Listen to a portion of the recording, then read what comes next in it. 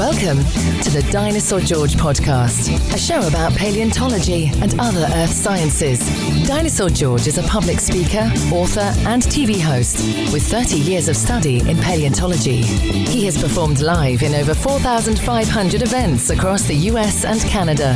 Now, here is Dinosaur George.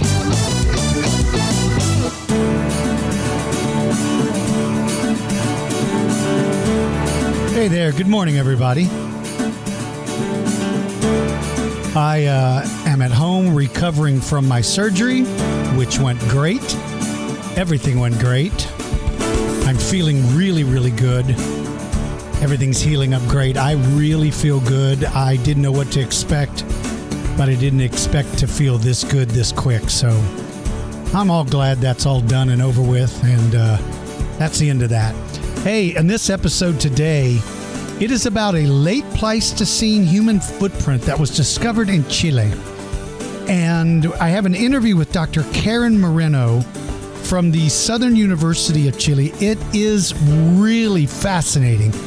First of all, she's an incredibly fascinating scientist, really extensive background. I was really, really impressed with everything about her. Very, very nice person. I'm sure you guys are going to enjoy it. But she has some great information about that footprint and about what it tells us about human life here in the Americas. You know, I always had heard, and I'd always been brought up. I've always read that 12,000 years seemed to be the approximate time that humans had arrived here in the Americas, North America, Central and South America. And so for me, I was dumbfounded when during the interview, Dr. Moreno explained, there's a lot of evidence to support a much earlier arrival. And this footprint that she was involved in studying just added more credibility to it. So it is a fascinating, fascinating interview. I hope you stick around to hear it. What I'll do is I'll get straight away into that interview because it went longer than I normally planned, but she was such an interesting person. She had so much information that I extended it a little bit. So this will be a little bit longer podcast than normal. I try to keep them at 45 minutes to an hour, but this one will be a little bit longer. And at the end, I'll still leave some time to answer some questions that were submitted by all of you listeners and viewers on YouTube. So let's get right into her interview. You know, evidence of humans in the Americas, for years people thought it was around 12,000 years. That's what the evidence seemed to suggest. But the discovery of a human footprint in southern Chile has dramatically changed the estimates of how long ago humans may have actually been here. And one of the leading scientists to look at and study this footprint is Dr. Karen Moreno from the Southern University of Chile. Dr. Moreno, welcome to the show. Yeah, thank you very much for your invitation, George. Absolutely. So let me ask you, now, Universidad Austral in Chile, does that translate to Southern University of Chile or the University of Southern Chile? Is there a preference? Right. I think both are okay. This is the university that actually hope to be representative of all the south of Chile. So oh, nice. Nice. Kind of like that. Excellent. Mm-hmm. Okay, so before we talk about the footprint, I'd like to, if you'd feel comfortable, just tell us about yourself. Right. I'm a biologist first. My first degree was in biology. Then I did a PhD in the University of Bristol, that back in 2006. Then I had a postdoc in while I was doing my PhD in the University of Bristol, I was sometime a pre-doctoral fellow in the Smithsonian Institution in Washington, D.C., United States. Then I had a postdoc when I graduated from the PhD. After that, I went to Sydney, University of New South Wales, where I was a postdoc for 2 years and a half. So I went to Australia. And after that, I moved to France. I was a research assistant in the museum, in the Natural History Museum in Paris, in France. Then 2 years as one year as a postdoc in the University of Toulouse in France too, and then a lecturer in at that university for 1 year. Then I moved back to Chile, my home country, where to the same university I did my biology degree to start a master in paleontology here in my country, which is the only program that you can actually study and focus the idea about paleontology here in Chile. So that's about my academic record. Then about me, there are many other things, of course. Well, I want to know why they keep throwing you out of all these countries. Yeah, well, I've been crossing the Ecuador many times during my trips. Each of the times with a luggage larger and larger among the continents. So that's one thing. I speak two languages, so English, French, which I learned after going overseas. So while I was in Chile, I didn't speak any other. So I learned later in my life the other two languages. So it's part of the new view of traveling overseas. Right. But how exciting is that because I guess you were born and raised in Chile, right? That's where you're from originally? Yes. So did you grow up in a large city or in a smaller community? What was your childhood like? Right. That would be kind of special because I was born in the north of Chile, so close to the limit with Bolivia and Peru. So over there is the Atacama Desert, the driest desert in the world. So you can really see the rocks and the dust. So that's part of my home landscape. And well, this is I grew up then in a very different climate and environment that I moved afterwards. Right, I forgot a little bit the question.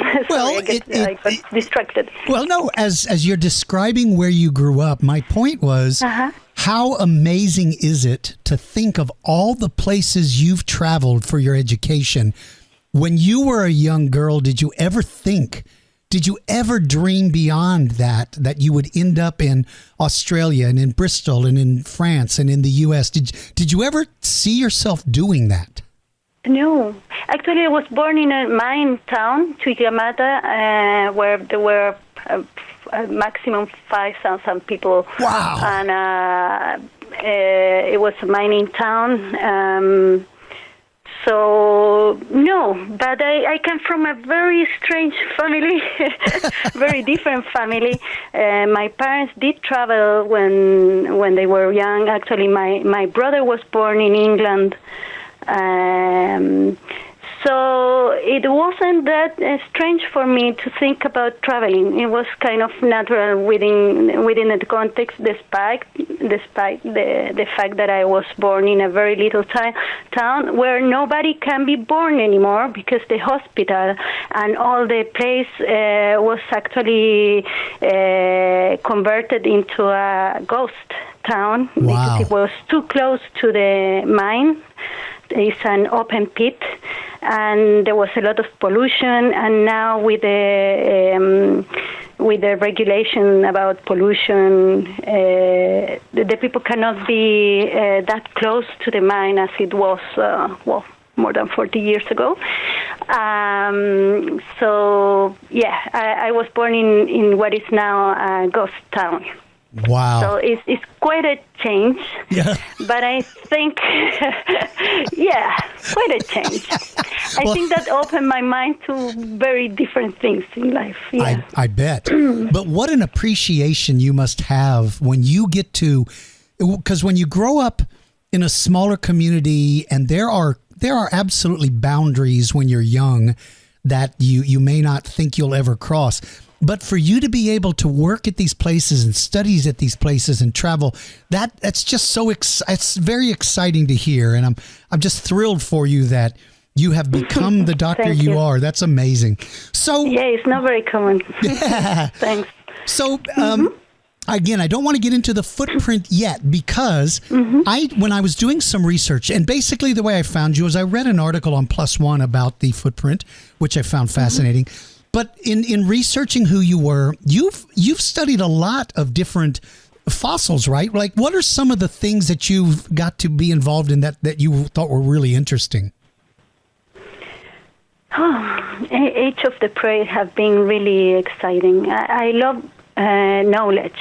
I know nowadays it's very appreciated to have one line of research, a focus to have, but I actually like to develop questions more than just one area of research. I might not be a specialist, a full specialist on each of them, but I collaborate, I meet new people, new areas from engineering, from medicine, so it's very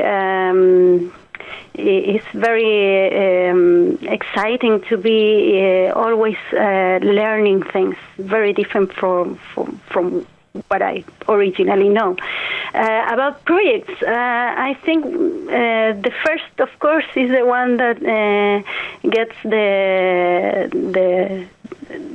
this place in my heart, special one, because I study the dinosaur footprints from a place which is near Santiago, the capital of Chile.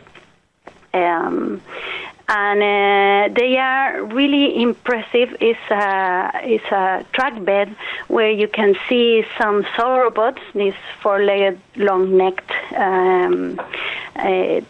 dinosaurs, some theropods, so the meat-eating dinosaurs, and some ornithopods that are also herbivore as the sauropods. So we have all these dinosaurs and footprints. It looks just like if you lie down, because this place, this track site, is being lifted by the Andes, so now it looks like a wall. What it was in the past, a place very horizontal, like a beach, like the border of a lake or a beach, so very horizontal. But now the Andes, because of all this tectonic activity, have uplifted this track bed, and you can lie down on the hill and look at the footprints as if the dinosaur were just a little bit further and still being there. So that's impressive. That's something, when I was an undergrad student, I saw that with some friends. We really helped each other. We got articles. It was very difficult at the time. We didn't have internet at the time, and PDF were not available. Everything was photocopies or trying to get the books from United States or England or different places. So it was very hard, not as it is today. That is a lot easier to get information. So I came to I recall just getting one article from Rodolfo Casamichela, which is an Argentinian that worked in the site, that published the first paper on these footprints, and it puts two ichnogenera of dinosaurs, and this was in 1968. And at the time, for me, it was 1990s, more or less, 1995. And I saw different things more things than what he identified. And also there was a publication of McNeil Alexander about the speed calculation or estimation of the speed made from dinosaur footprints, and I wanted to apply that formula to the footprints in this place, and that's the way the research started while I was in my first year biology program, even before actually as we started, and that happened to be my undergrad thesis, and then was my first publication before entering into the PhD program in Bristol.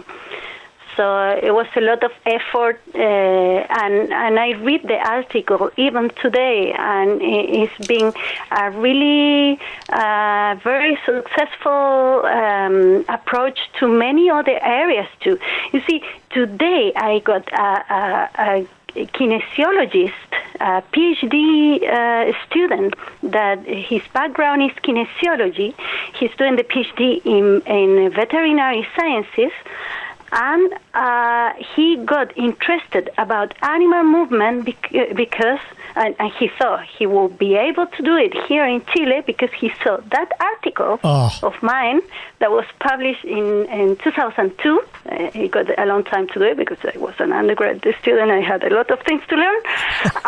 But in 2002, it was published, and this that now is my PhD student got really motivated about studying animal movement because of that one. So I think it's been getting a huge highlight that I didn't expect whatsoever in the beginning. But and even more.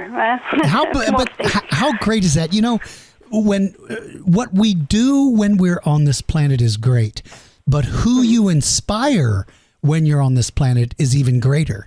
And who would think that your study and your research and all the hard work would lead to a person who is now going into the medical field who had an impact? What a great way to honor someone. Yeah. That's exciting. I think, you see, last week I was invited to the 9th Congress of kinesiology students because of the contact with this with my PhD student Paul Medina, and I was invited to give the opening talk for the meeting. So there might be in the future more kinesiologists interested in the way the locomotion evolves, not only in humans but in any terrestrial organism. So I mean that made me dream, and I hope to continue in that way because it's something that is really exciting. Wow.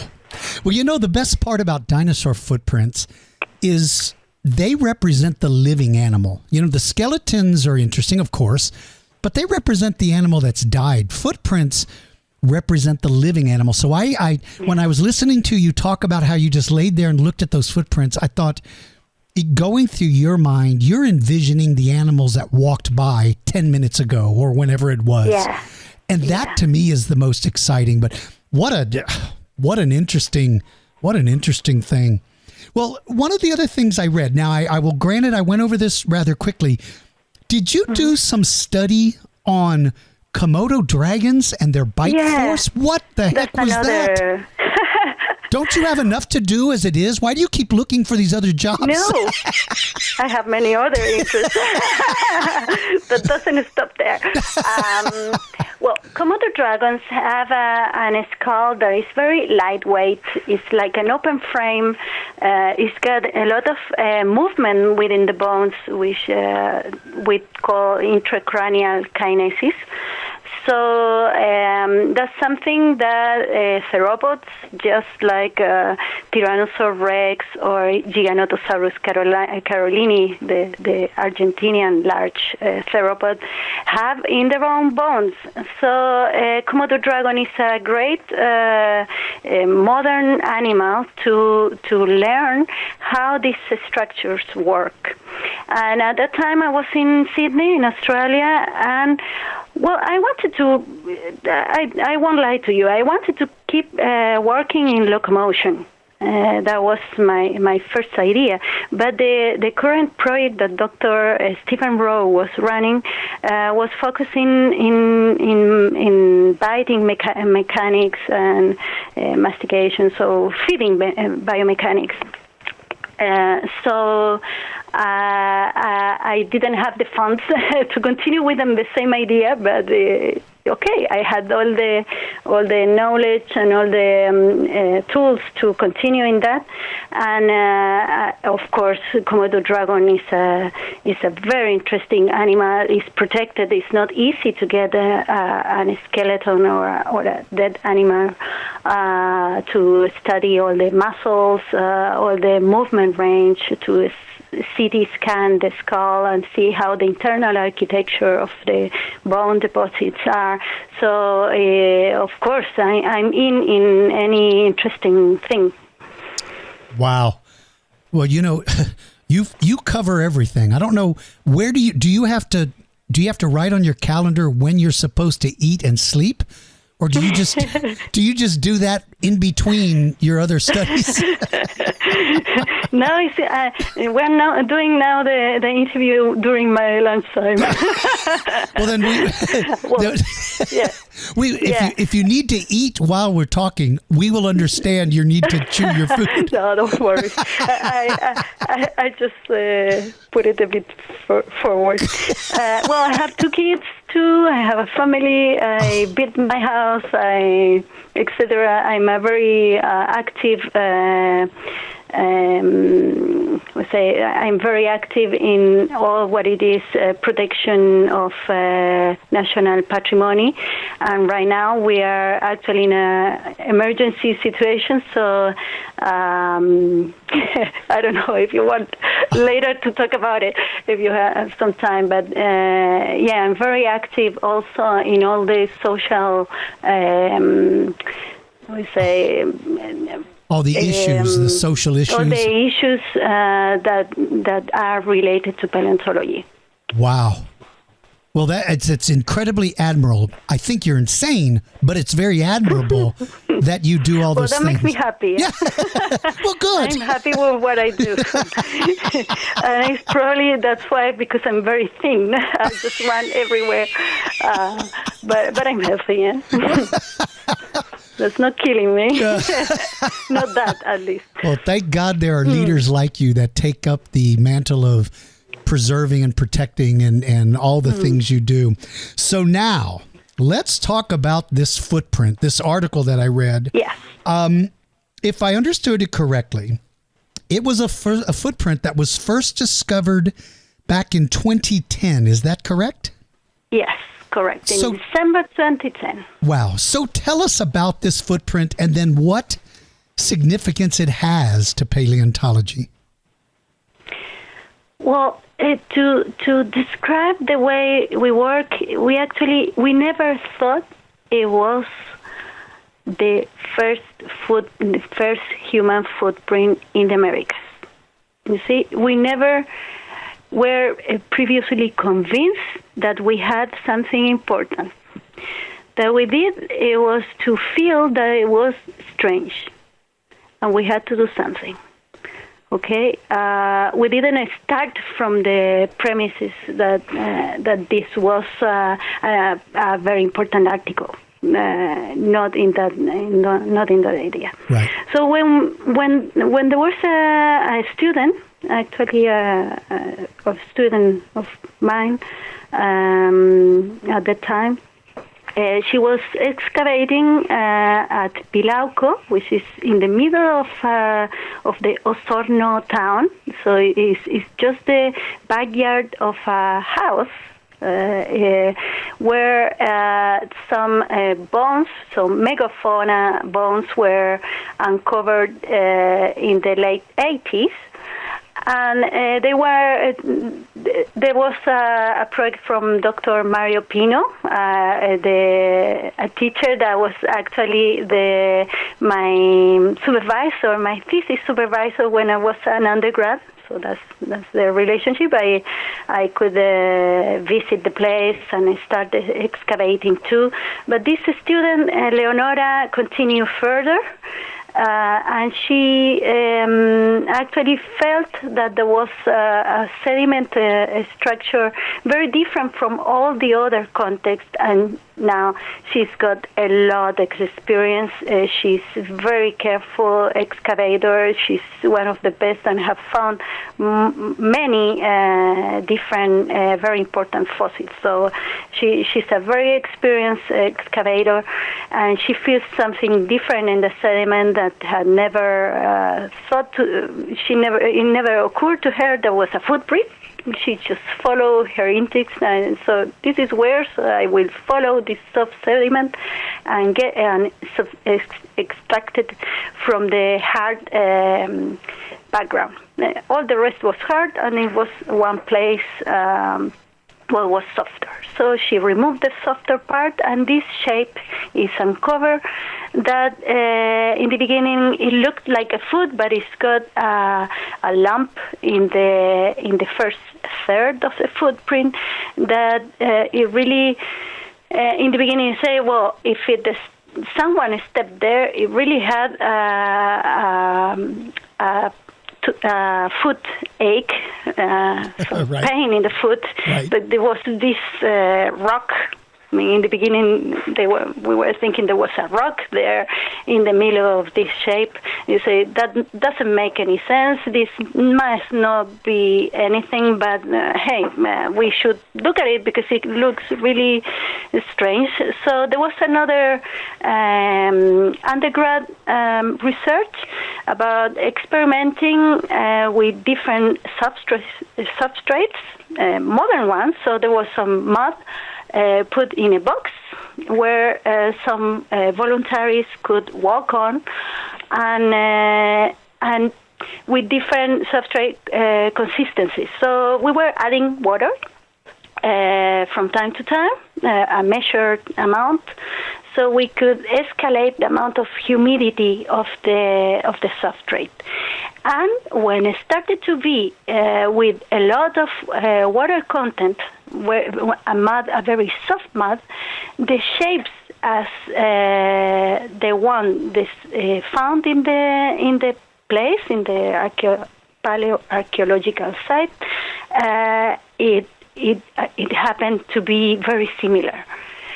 So that was very surprising. See, okay, so there is a food sediment dynamics that it actually allows to have a similar shape of what Leonora, the excavator, found. So that might be a human. We have an experimental explanation for this strange shape. So then it came the results about the datings. There were lots of dating taken. 7 of them with other 2 samples that were taken again, just to be sure. So there were 9 different isotopic ages for carbon 14. Right. Right. So there were 9 ages, all of them very logical, and the footprint is within the 15,600 years. Wow. So that was like, right. Actually, it wasn't a wow for us. It was, we're never gonna be able to publish this. Well, why? Because it was so unusual? Right. To all the people that is hearing this, actually, science is not only about data. Science is made by humans. And humans have social context and political context that is actually allowing the information to get out, to be outside, to be heard. So when you did the presentation, actually the footprint is not the first record of human activity. Really, before the 12,000 years mark, it actually corresponds to the Clovis culture that is being found in North America. North America is a very powerful continent, we all know, and the information is being told by all the media, etc., etc., etc. So there is another site. Monteverde is just 150 kilometers south from Osorno.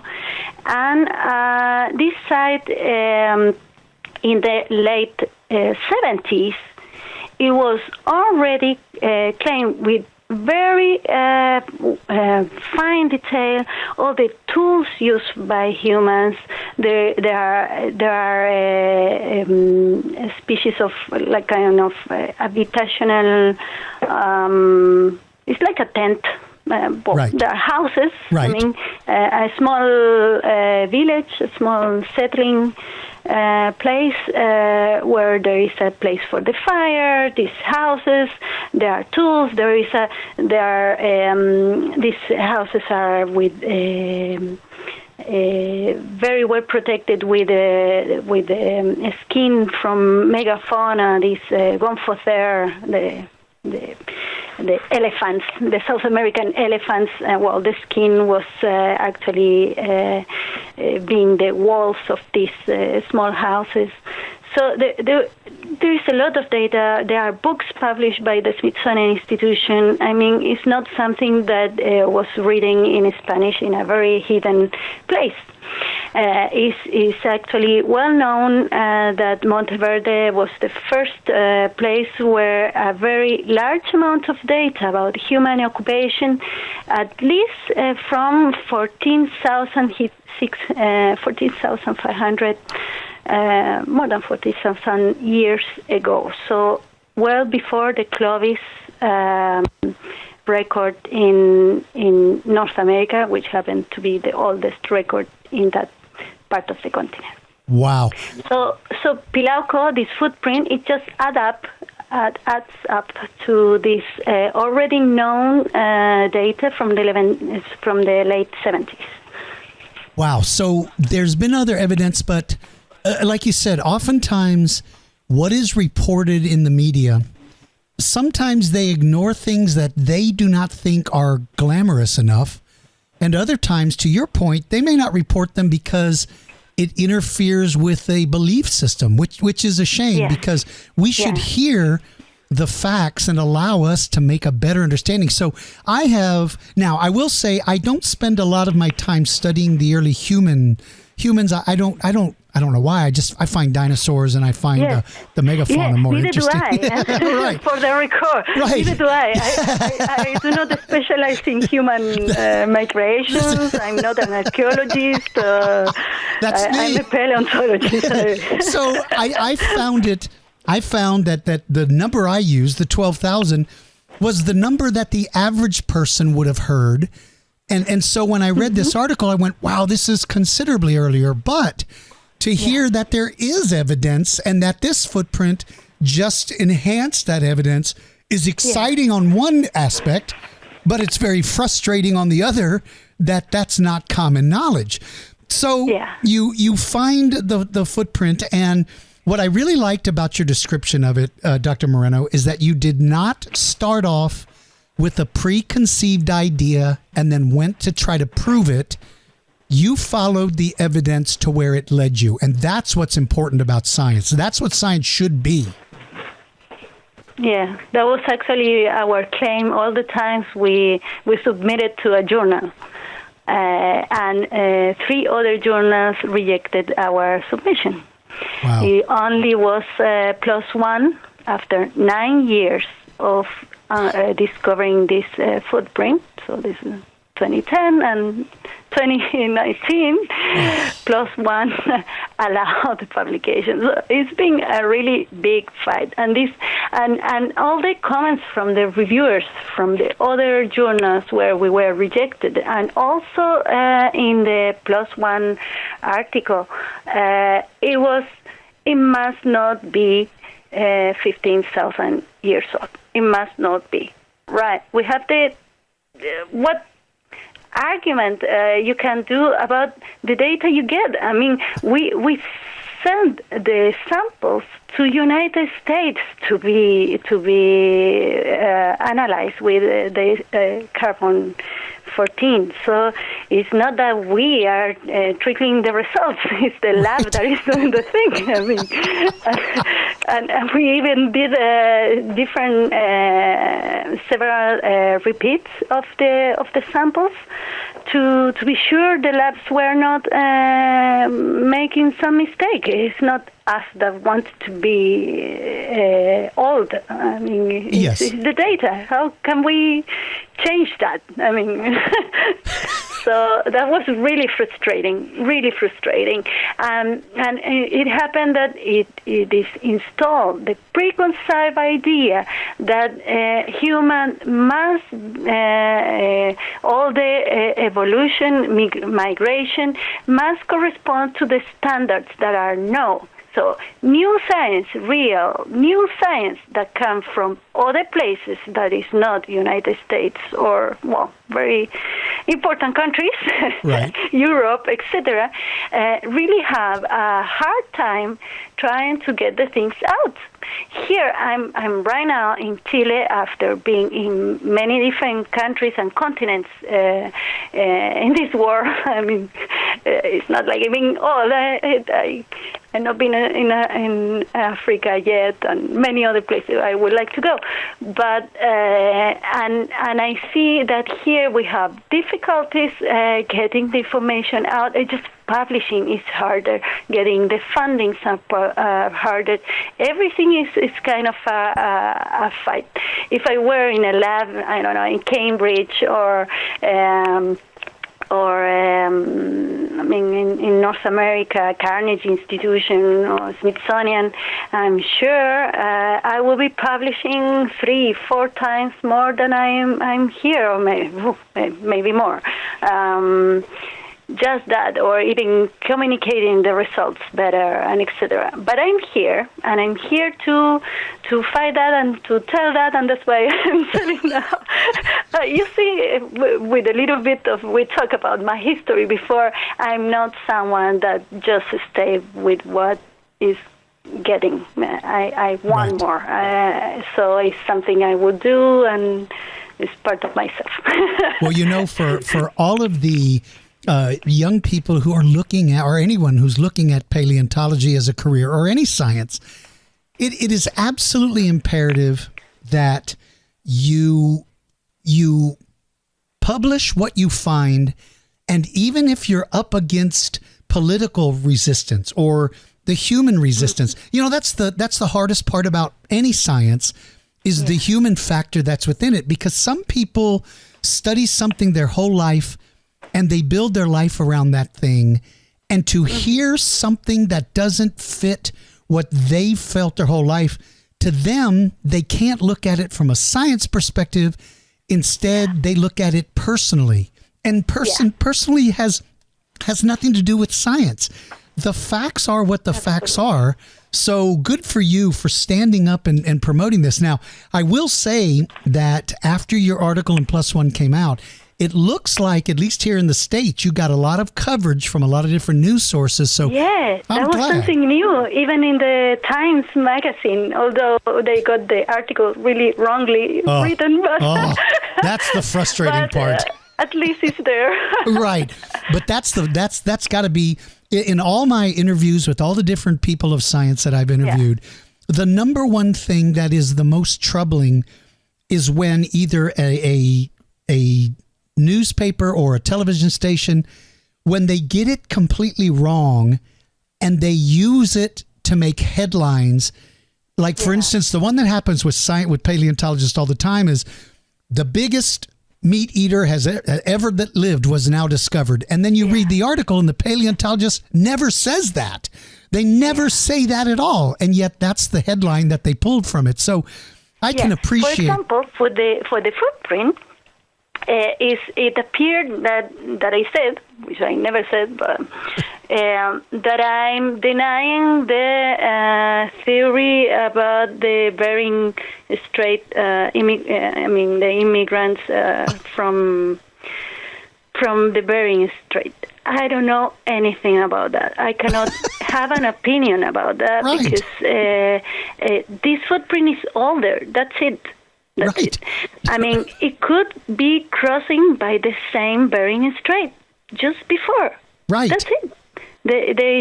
I'm not trying to erase other informations that are actually parallel to the data. Right. I mean, that's another sort of research to be done with data, which is not there yet, so we're not ready to answer that question.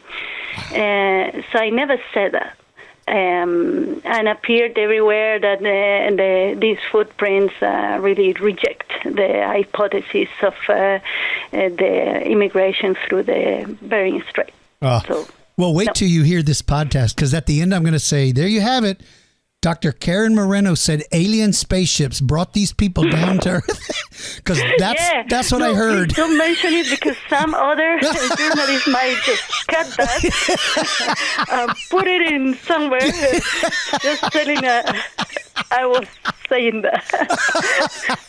I believe anything. Right now, I believe anything about that. Oh, my God. Yeah. Okay, so let me ask you this. From the footprint, because when I saw what I think was the image of it. Sometimes the media will just use images that they pull off of the internet. But from what I saw of the footprint, it is not, at first glance, you certainly can see that it has a human type quality.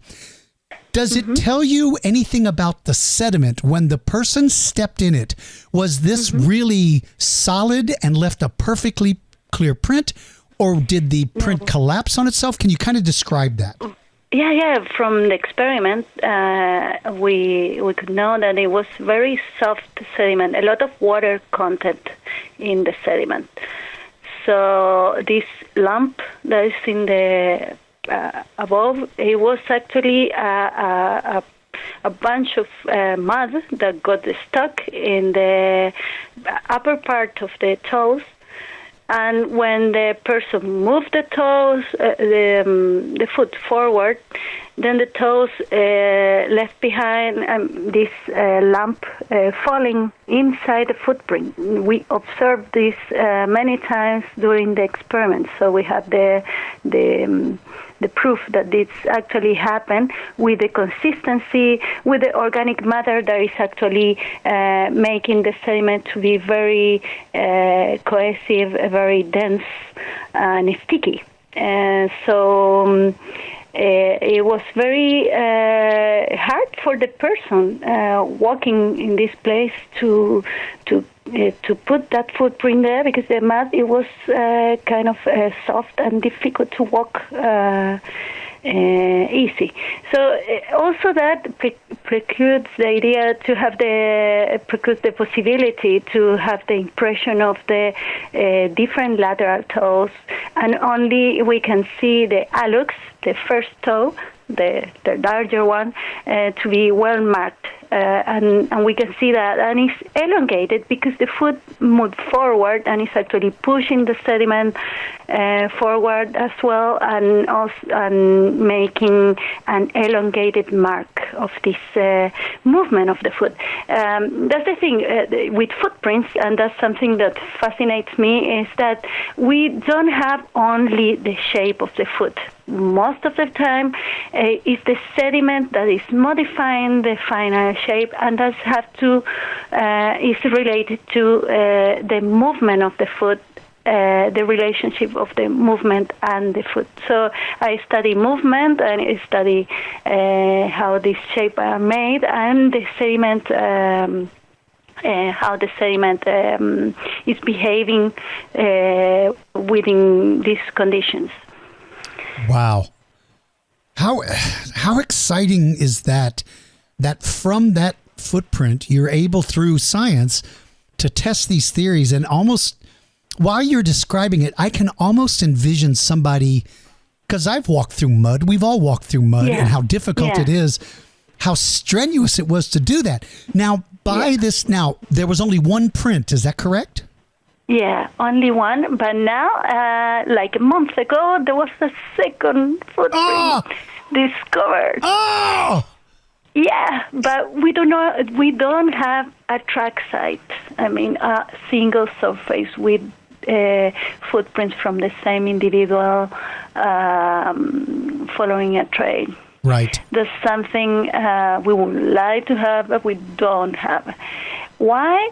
Well, it's part of the question. I mean, the sediment is very heterogeneous. It's got bits of pebbles. It's got some places that have more mud, others have more sand. So it's not an homogeneous, a very flat surface, everything the same.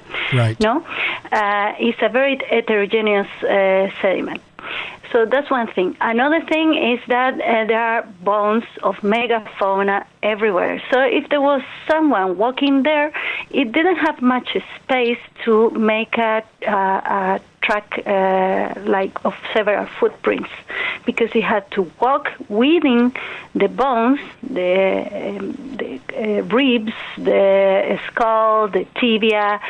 All of these elements are around this footprint. So probably the next step is on a skull, or it just Got it. It wasn't walking in a very flat surface.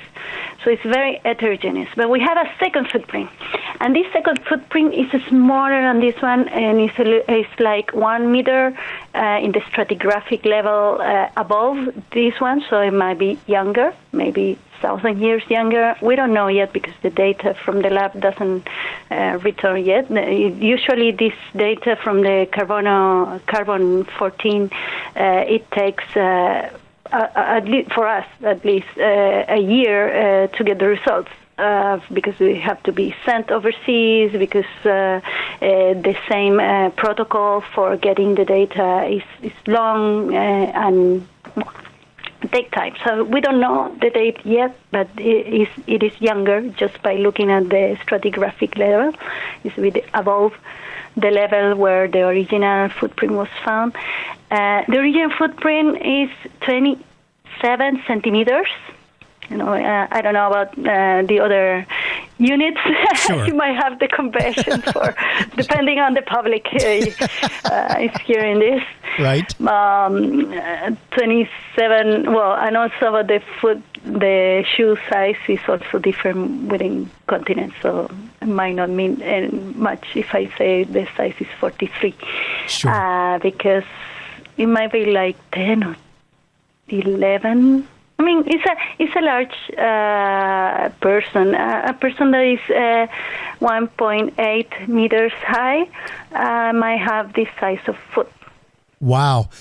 And the new footprint is actually more or less of a child of 6 or 7 years old. Oh, I mean, it's between 14 centimeters long. It's not being fully excavated. That's why I'm doubting about the measurements. We decided to do this in the lab, and right now it's in the site. It's in situ. So we will wait for the analysis to be done after this all this sediment block is extracted from the place where it is being found.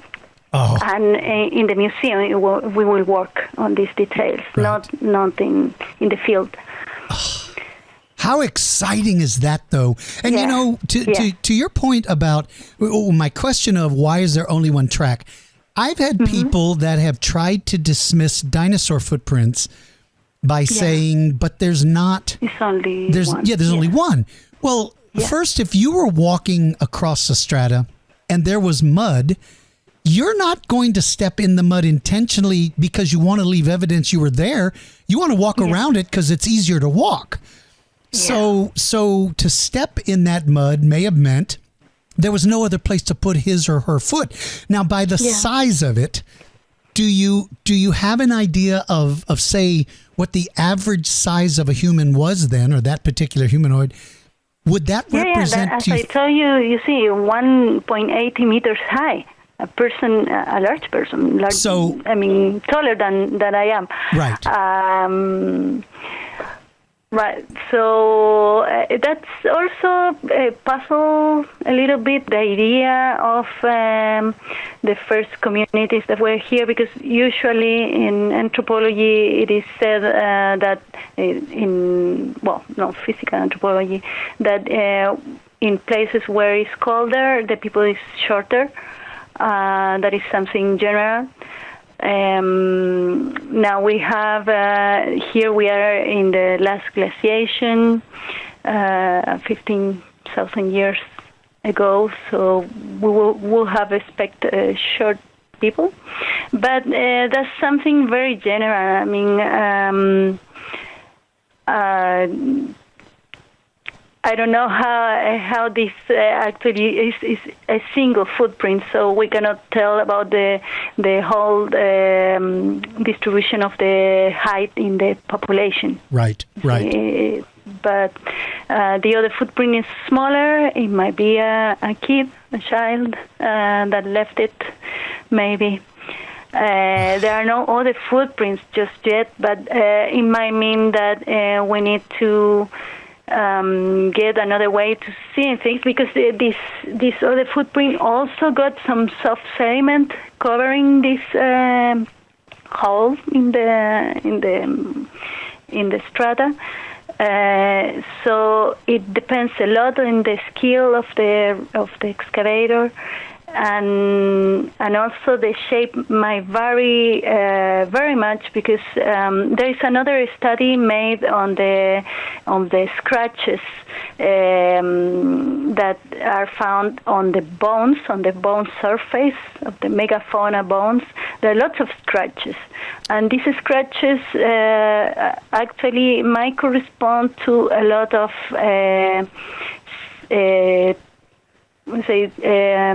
animals that are walking on the bones while they are on the substrate. So the substrate, there are small pebbles that can make scratches on the surfaces of the bone, and might have been a transit place. I mean, like a footpath for the animals.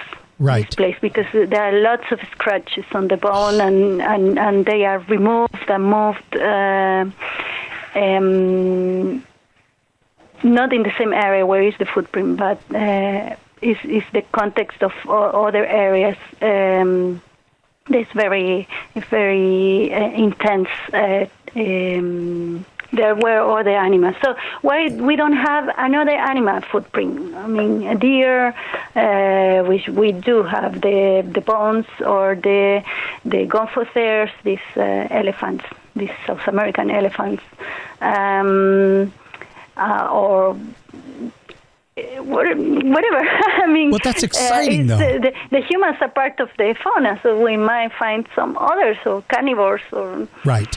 We're trying to see all this other evidence, but it's hard because it's being excavated. It's not like a track site that is already uncovered by nature, which is a very delicate excavator. Right. And here is the conditions are more difficult. Wow.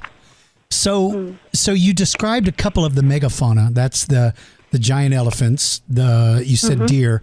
Is there any other evidence of any other animals? Do you have? Because I know there were camels, right, and sloth, and yeah.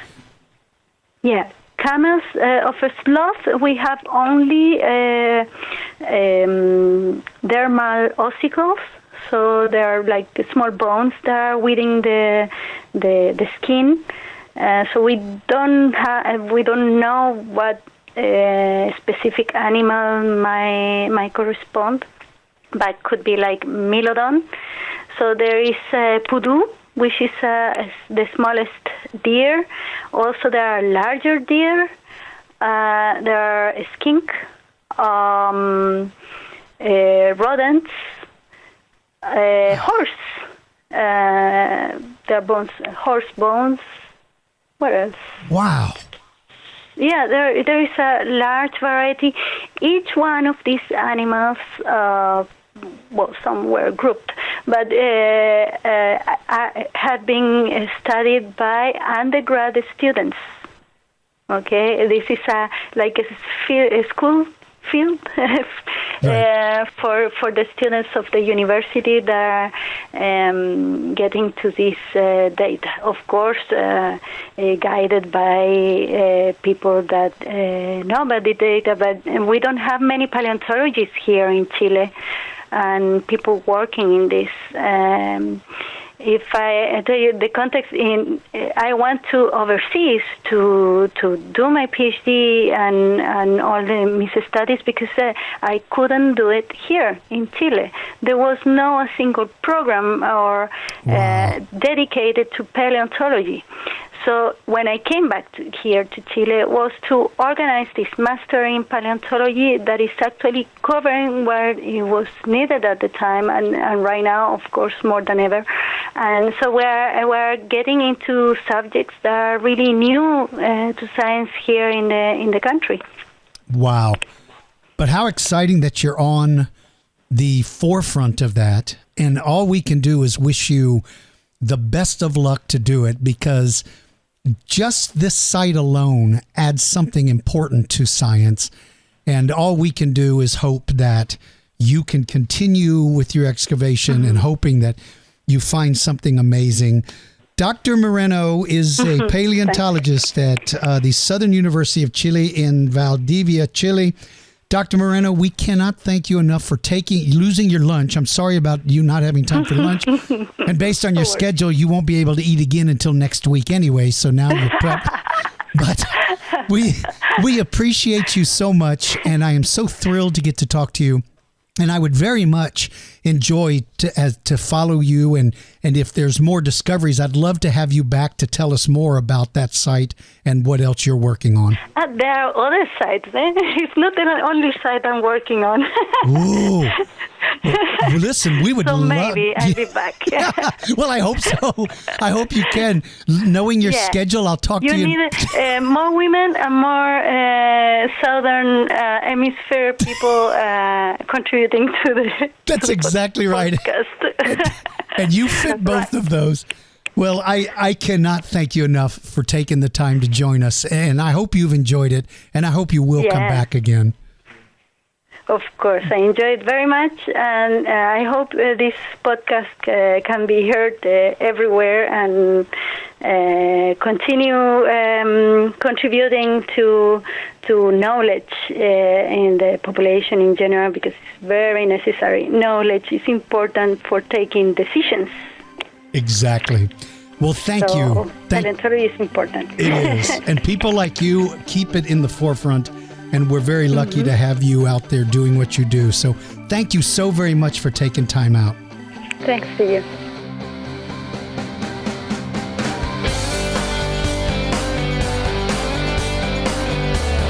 Oh, man. I told you that was a good interview. Really, really interesting stuff. Great information. I hope you all enjoyed that. I learned a lot. I learned a whole lot. And so I enjoyed it immensely. So I hope all of you enjoyed it as well. When we come back, I'm going to go straight into answering some of the questions from those of you that have sent me as submitted questions. It's time to ask Dinosaur George. In this segment, George answers your questions about paleontology. If you would like to leave a voice message, call us at 210-888-9077. This is not a toll-free call, so children, please ask your parents' permission. If you would like to submit your question in writing, go to dinosaurgeorge.com and click the Ask Dinosaur George page. Questions are chosen at random and we clear all messages monthly. So if you have a question about paleontology, ask Dinosaur George. All right, this first question is from Jason from Utah. It says, Dear George, first off, please allow me to say thank you for putting together and producing a really cool, informative, and educational show about dinosaurs and paleontology as a whole. Hey, thank you, Jason. That's very kind of you. I'm glad you like it. Jason said, I've been into prehistoric life ever since the age of 5, when my first grade teacher, Miss Newbolt, showed our class the Land Before Time series just before taking us on a field trip to the St. George Dinosaur Park in Ogden, Utah. Whoa, that's really cool. Well, it says, where I remember having a real blast, digging in the sand, pretending to be Alan Grant, and looking at all the breathtaking life-size statues. Man, isn't that amazing, Jason, how a teacher can have such an impact on your life just by something that they do? That's so cool. So he says, I have a lot of questions for you today, but because you're probably very busy, I'll try to narrow it down to about 5. My first question is for you on blindness and paleontology. Are there any blind or visually impaired paleontologists currently in the field or in the history of fossil hunting? The reason I ask is because I'm blind and I'd like to know if you think that it's realistically possible for someone like me to get into actively practice the craft. I know that a lot of work is highly visual and probably inaccessible to me, but I'd like to look into it anyway, just in case there's something I can do in the field. Well, let me tell you, there is a lot you can do in the field of paleontology. There's a whole lot you can do, and being visually impaired doesn't have a negative impact at all on that. Let me give you a perfect example. Now, first, Jason, your question about, am I aware of anybody who is visually impaired or blind? I'm not.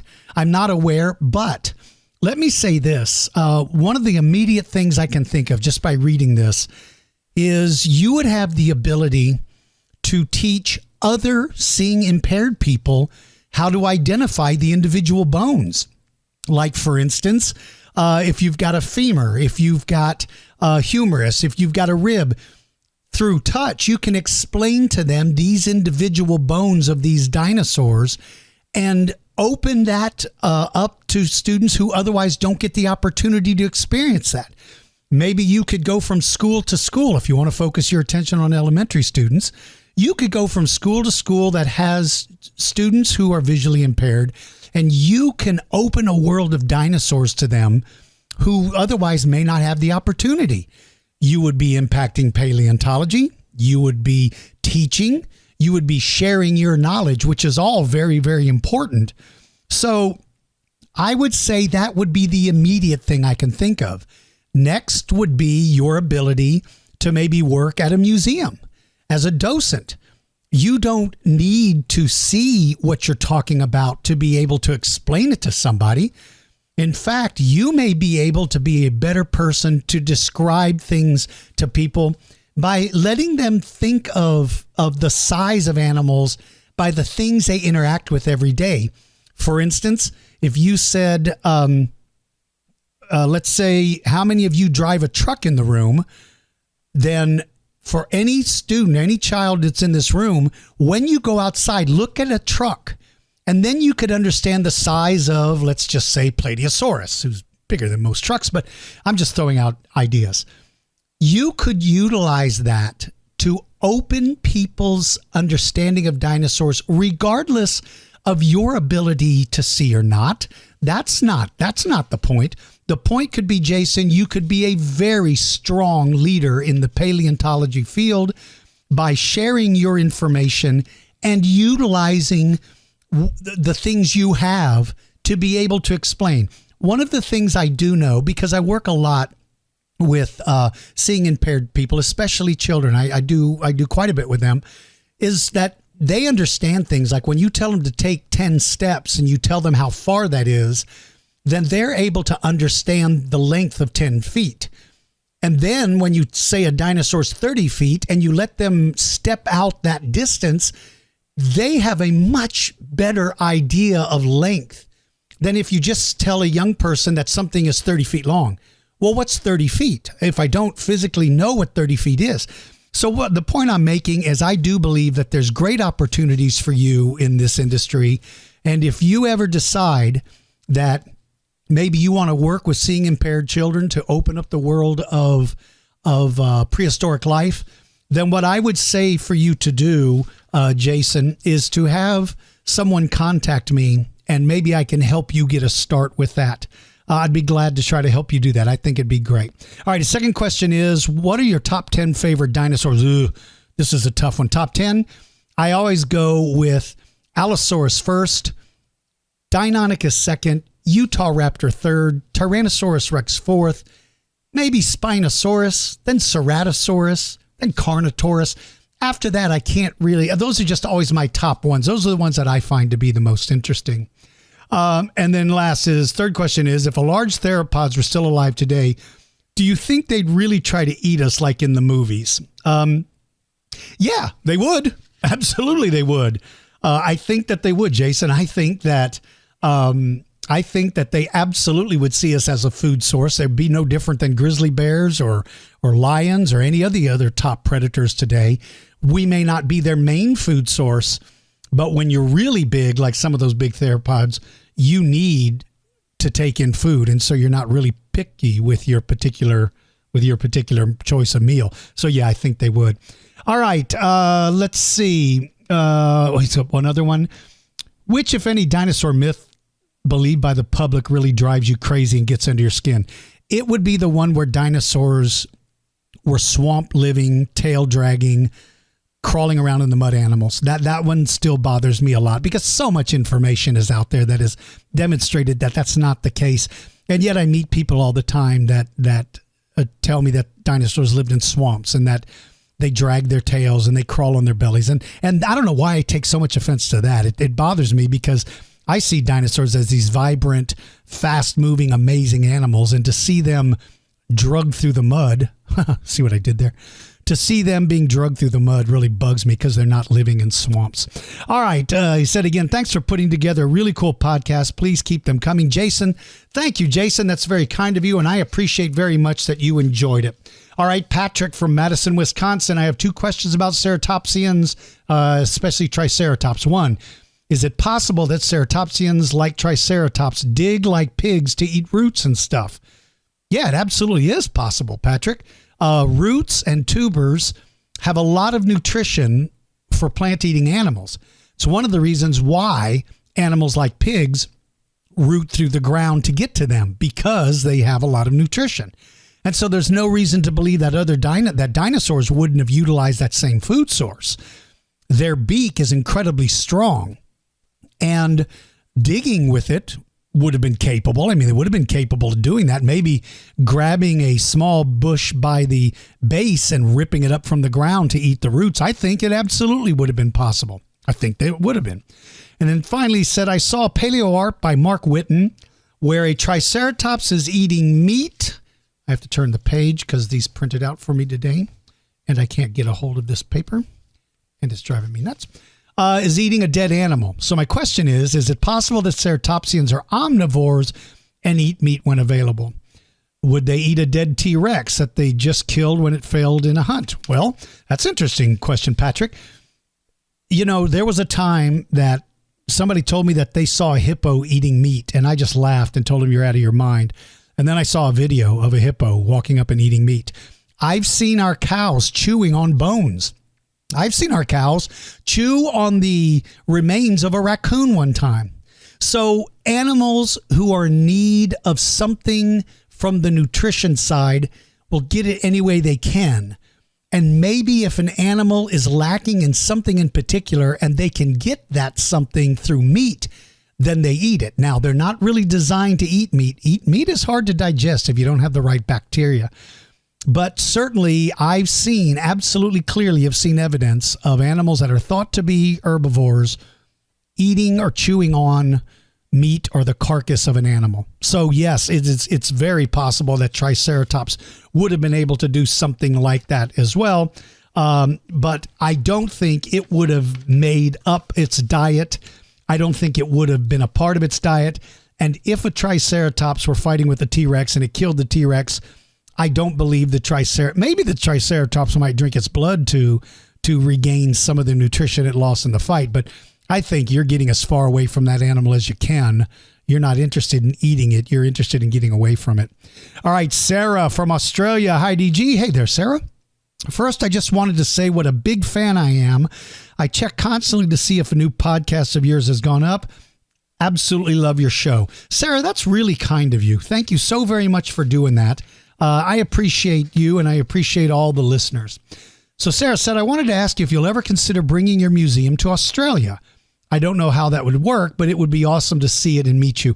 You know, Sarah, I would love to bring it. One of the things I hope to be able to do in this next couple of years, if it's at all humanly possible, I really am hoping to be able to visit Australia just to go see everything because, you know, I love the country and I want to go there. So maybe if I ever do figure out a way to get there, it may not be with my museum, but when I get there, would love to meet you and maybe you can be my official tour guide and take me around.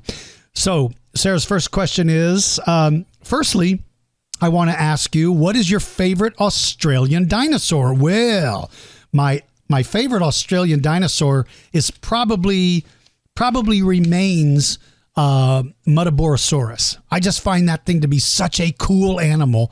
I like it very much. So that would be my favorite Australian dinosaur.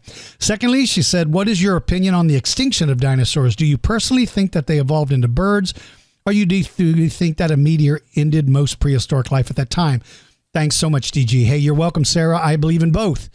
I believe that the asteroid is the catalyst that caused the extinction of the dinosaurs, but I do believe that the theropods had evolved into birds, or birds had evolved from theropods, and they made it past. So dinosaurs are still around us. They just grew wings and flew away.